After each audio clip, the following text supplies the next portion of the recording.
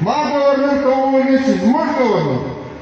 ما گورنر ته وویل چې دا انګلیسي فارغ کړي او دغسې اوس راغلي دي د ده نومانه تدریس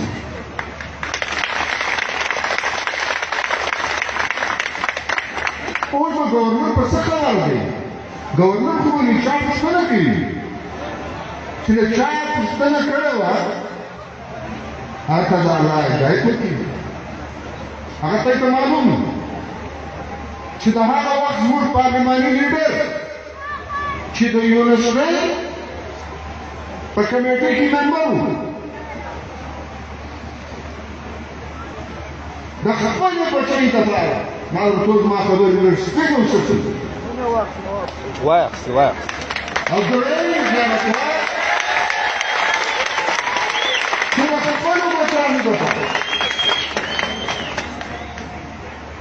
ده د ایکسټنشن ورکوي او هغه د دې ګریډونه ورزیاتوي دا سودا څه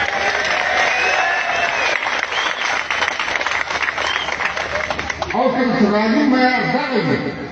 نو په داسې تعلیم د نسل نه لکه داسې تعلیم نه غواړم داسې تنظیم نه غواړم داسې ځوانان نه غواړم چې په داسې ماحول کې به یا موږ خپلې بچیانو د کورونو سره ایستی